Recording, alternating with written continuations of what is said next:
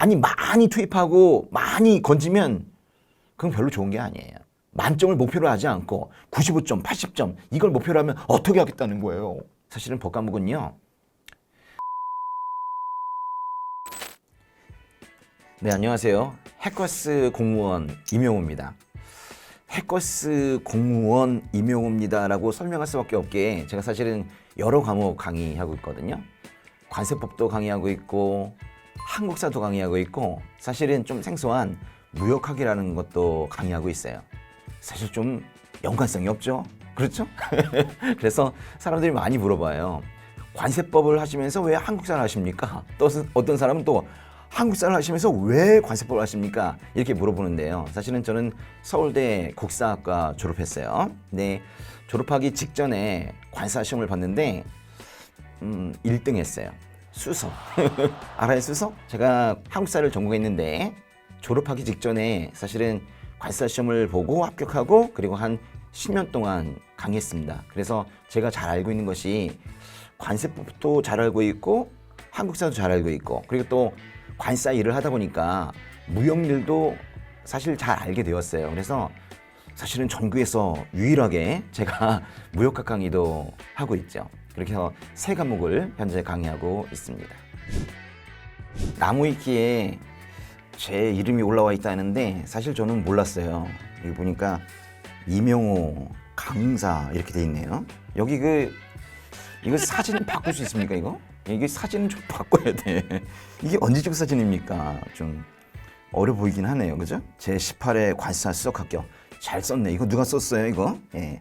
이런 거 써야지. 제18회 관사 수석 합격. 관세법과 무역학, 한국사를 같이 강의하는 특이한 케이스다.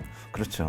제가 생각해도 제 인생의 향로가 이렇게 여러 갈래길이 있다는 게 참 특이해요. 예, 특이한 케이스 맞습니다. 근데 뭐 사실 여러분도 여러 과목 공부하지 않아요?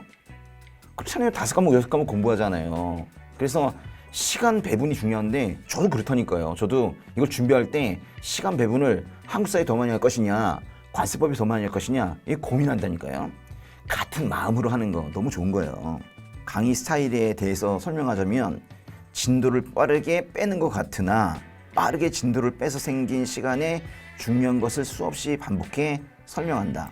사실은 제가 뭐 빠르게 하는 이유는 시간이 없기 때문에 그래요. 수험생도 시간이 없고 저도 시간이 없고 빨리빨리 해서 다시 한번 봐야 되거든요. 저는 중요한 거를 회독수라고 생각을 해요. 그래서 많이 회독하려면 빠르게 진도를 빼야죠.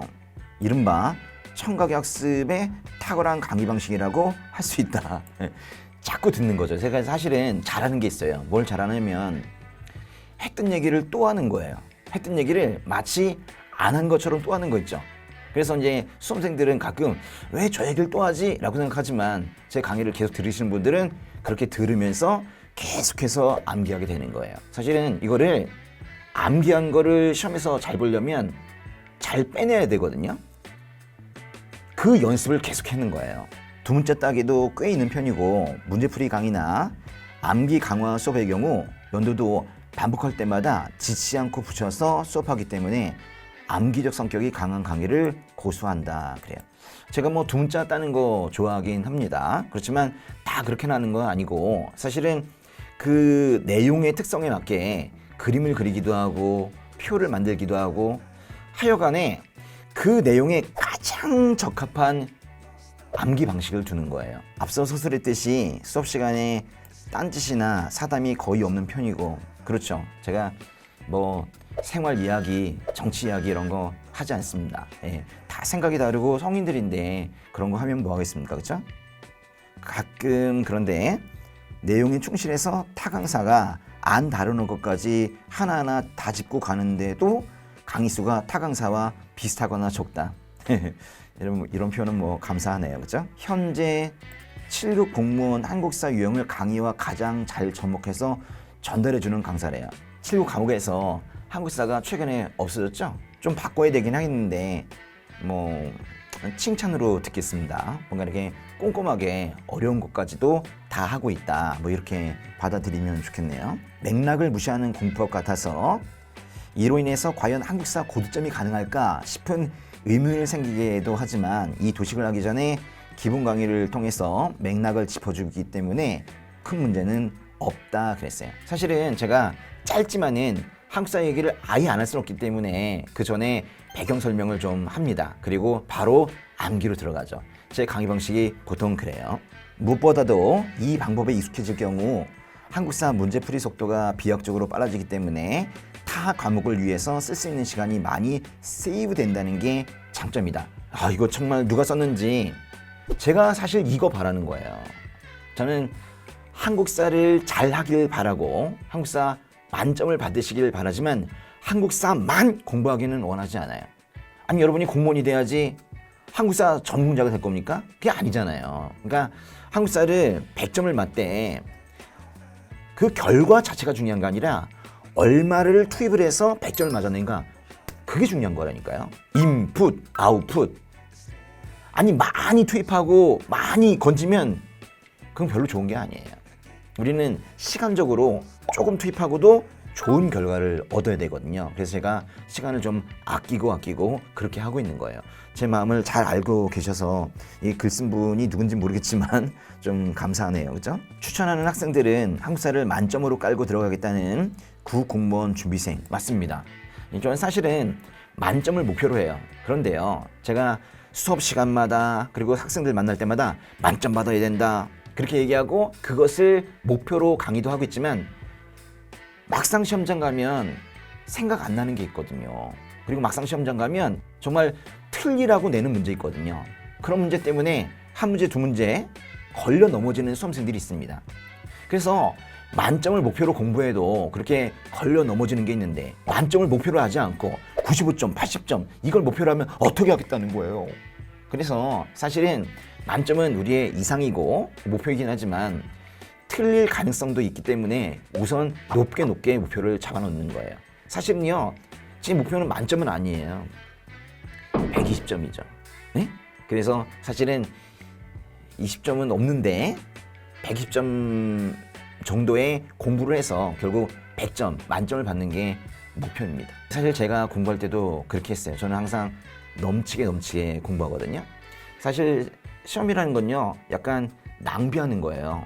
좀 많이 공부하고 시험장 가서 그중에 일부를 확 쏟아놓고 100점을 받고 돌아오는 거죠. 이제 관세법 보도록 하겠습니다. 관세법 강의는 그렇게 얘기가 많지 않네요. 2020년 현재 관세법 강의 20년 차이다. 그런데 지금은 2022년에서 23년으로 벌써 넘어가고 있는데요. 야, 제가 벌써 관세법 강의가 20년 차가 아니라 22년 차가 됐네요. 그러니까 진짜 많이 했죠. 사실은 관세법은 저의 인생입니다. 예, 관세법을 떼고는 저를 말하기는 좀 힘든 것 같아요. 관세법 강의를 계속하면서 관세법이 어떻게 변해가는지 그 과정도 다 알고 있거든요. 현 관세법 과목 전체 1타 강사이다. 쑥스럽지만 맞습니다. 제가 약간 그래서 책임감도 있어요. 더 잘 가르쳐 드려야 되겠다. 그리고 내 책을 대부분 보니까 책도 잘 써야 되겠다. 그 안에 사파 하나도 아주 신경 써서 그리고 도표 하나도 아주 신경 써서 만들고 있어요. 보통 강사들이 판서를 하거나 PPT를 쓰는 것과는 달리 태블릿 PC를 연결해서 교재 PDF 파일에 직접 필기하면서 강의를 진행한다. 직접 강의를 들으셨던 분인 것 같군요. 맞아요. 제가 교재를 빔으로 쏘면서 그렇게 한 이유가 있는 거죠. 법과목 특징상 이러한 방식이 더 효율적이라고 주장한다. 맞아요. 사실은 법과목은요, 그렇게 확실한 이해를 하기 위해서 그리고 절대로 틀리지 않기 위해서 저와 같은 것에 줄을 치는 것도 매우 중요하지만은 사실은 법과목은요, 문제풀이를 빨리 하는 게 중요해요. 무엇이 틀렸는지 아닌지 왜곡된 지점이 무엇인지를 명확하게 알아야 됩니다. 그래서 제가 교재를 빔으로 띄워놓고 수업을 하는 거예요. 다음으로 넘어가 보도록 하겠습니다. 예, DC 인사이드. 예, 사실은 뭐 저는 잘 들어가지 않아요. 근데 여기도 뭐 내용이 있네요, 그죠? 하나 볼까요? 관세법 이명호 선생님 풀컬이 하루 약 2시간에서 4시간 잘했네요, 그죠? 관세법은 이렇게 계속해서 매일매일 공부하는 게 중요합니다. 관세법은 그냥 이명호 선생님 컬이 따라가시면 됩니다. 이거보다 확실한 얘기는 없네요, 그죠? 예, 그냥 이랬어요, 그냥. 이게 제일 좋은 말이죠, 그죠? 그냥 따라가시면 됩니다. 제가 얼마나 노력하는지는 잘 모르시나 보다. 제가 열심히 노력하고 있으니까 그래요. 여러분 그냥 따라오시면 돼요. 기술해독과 기본서해독을 어떤 걸 메인으로 삼을까 고민했고 기출 문제집을 완벽히 외우고 작년 시험에 들어갔다는 가정의 하에 이렇게 생각을 했군요. 시험을 직접 보는 느낌으로 그렇게 하시는 거예요. 기출 문제집 중 작년 기출을 제외한 선지들과 공기출에서 작년 기출을 뽑아서 비교해보니 90점 이상 받기가 힘들다는 판단을 했습니다. 따라서 초반엔 기출해독 5회독 정도 하고 기본서를 10회독 이상 했습니다. 와, 많이 했네요. 그죠? 저는 사실 뭐 예전에 관습법 시험 볼 때 저는 30독 했었네요.